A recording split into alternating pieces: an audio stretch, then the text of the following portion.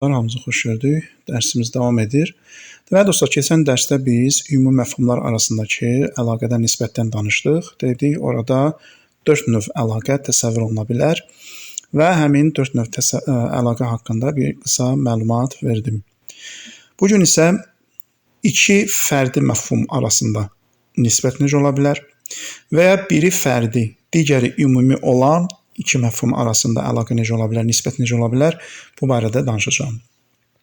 Deməli, qısa bir xatırlatma, yenə burada qeyd edim ki, fərdi məfhum o məfhuma deyilir ki, onun xarici aləmdə yalnız bir nümunəsi var və hətta fərzən olsa belə, fərz yolu ilə olsa belə, onun birdən artıq nümunəsini təsəvvür etmək qeyri-mümkündür. İndi iki fərdi məfhum təsəvvür edin. Bu iki fərdi məfhum arasındakı əlaqə necə ola bilər?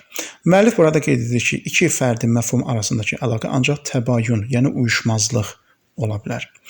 Məsələn, müəllif burada şəxs adları qeyd edir. Biz istənilən şəxs adını burada qeyd edə bilərik. Müəllif burada Şafii və Əbu Hənifə adlarını qeyd edib. Məsələn, Şafii bir şəxsdir, xarici aləmdə mövcud olan bir şəxsdir.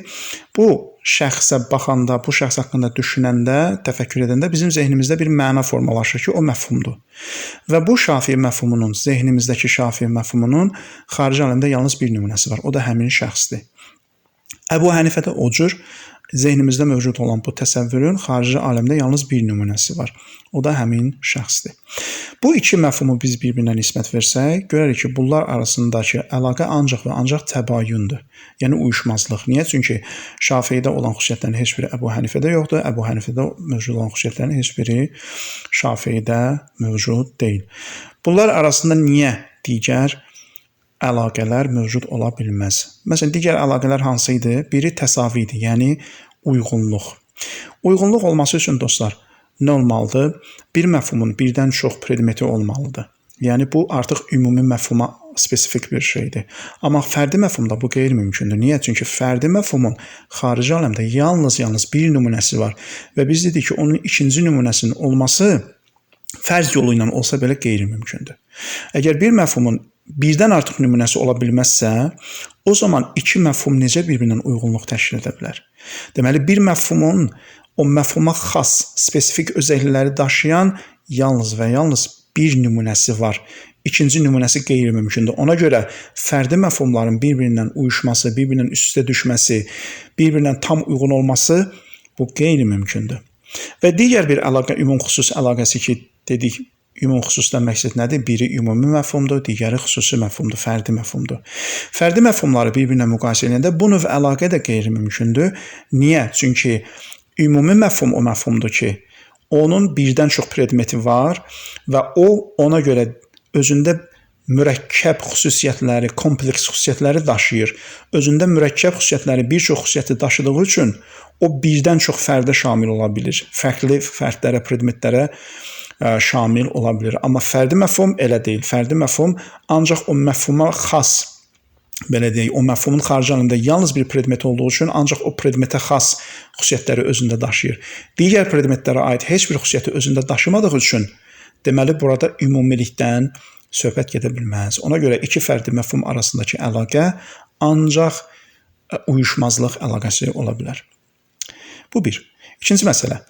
Biri ümumi məfhum olsun, digəri fərdi məfhum olsun. Bunlar arasındakı əlaqə necədir?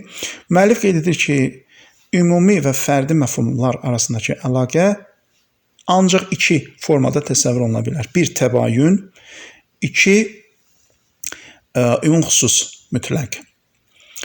Birinci başlıq ümum-xüsus mütləqdən, yəni birinci məfhumların biri ümumi olsun, digəri fərdi, xüsusi olsun. Məsələn, nümunə qeyd edib, burada müəllif İslam və din məfhumlar. Baxın, din məfhumu ümumi məfhumdur. Niyə? Çünki birdən çox xarici aləmdə predmeti var. İslam, xristianlıq, yəhudilik və s. Amma İslam məfhumu xüsusi məfhumdur, fərdi məfhumdur. Niyə? Çünki onun xarici aləmdə yalnız bir nümunəsi var. Deməli, İslam fərdi məfhumdur, din ümumi məfhumdur.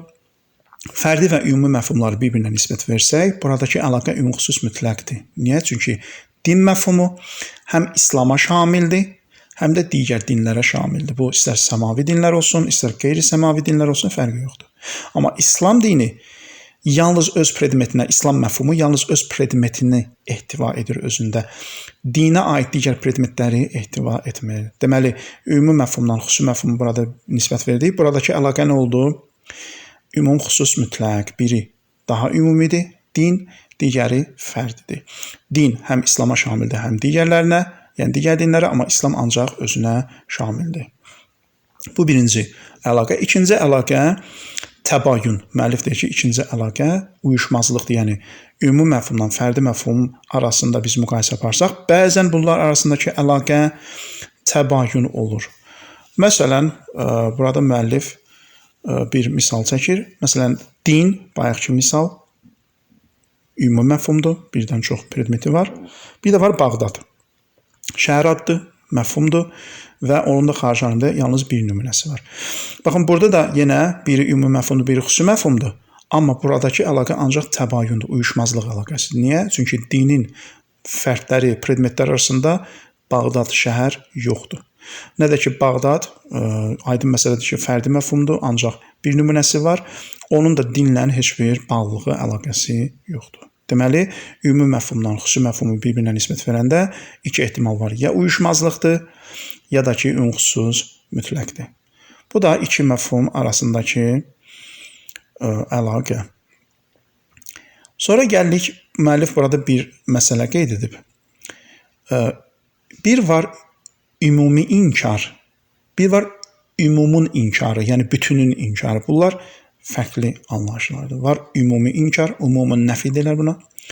Ümumi inkar. Bir də var ümumun inkarı, bütünün inkarı. Məsələn, iki dənə cümlə təsəvvür edək. Müəllif burada ərəbcəsini qeyd edib. Mən də ərəbcəsini oxuyub izah verirəm, çünki misal ərəbcədən aydın olur.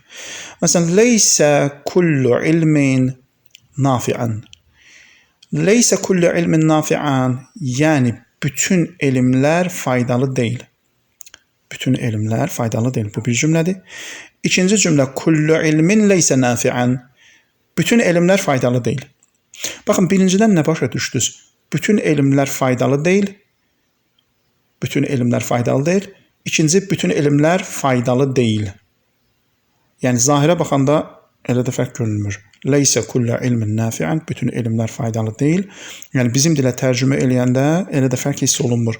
Kullu ilmin leysə nafi'an. Bütün elmlər faydalı deyil. Yəni, Azərbaycancasına qulaq asanda bu ikisi də eyni görünür. Amma ərəbcəsində bu fərq edir. Niyə? Çünki ərəbcəsində birinci cümlədə leysə kullu ilmin nafi'an. Birinci leysə inkar ədatı gəlir, nəfi ədatı gəlir.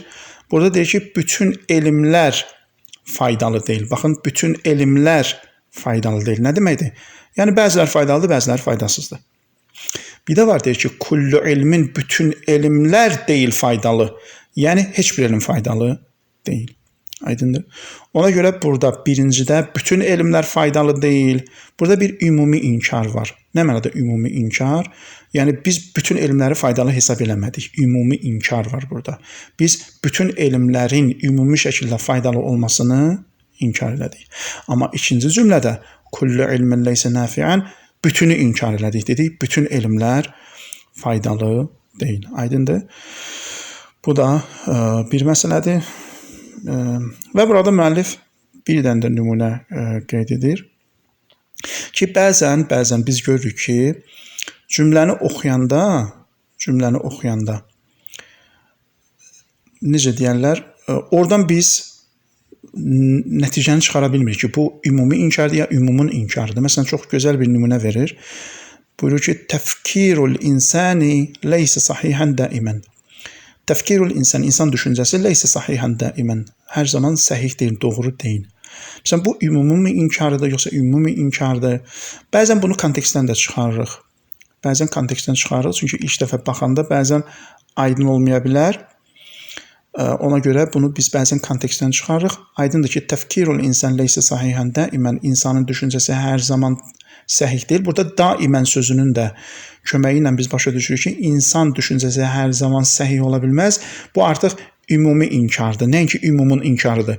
Yəni, insan düşüncələri heç vaxt səhih ola bilməzmi? Bu təbii ki, qeyri-mümkün. Bu, ağıl da bunu qəbul etmir. Deməli, burada inkar nədir? Ümumi inkardır. Yəni, insan düşüncəsi hər zaman, daimi şəkildə doğru ola bilməz. Və müəllif burada bir qayda da qeyd edib, qaidətun başlığı ilə buyurur ki, əgər cümlə kul, yəni bütün, ümumi bildirən, ümuma işarə edən ədədlə başlayırsa, fəhiyyə min bəbi ümumin nəfi. Bu ümumi inkardır. Ümumi inkardır. Yəni dediyim kimi, məsələn, bütün düşüncələr, bütün fikirlər, bütün insanlar və ya bütün dinlər səhih ola bilməz. Necə ki, yuxarıda buna misal vurmuşdu. Bəli. Əgər kullə başlayırsa, min bab ümumin nəfi, üzr istəyirəm. Əgər kullə başlayırsa, bu bütünü inkardır. Bütün elmlər və ya bütün qeyri-səmavi dinlər batildir. Bütün batillər puçdur. Baxın, kullə başlayırsa, ümumi ilə başlayırsa, deməli burada bütünü inkar var.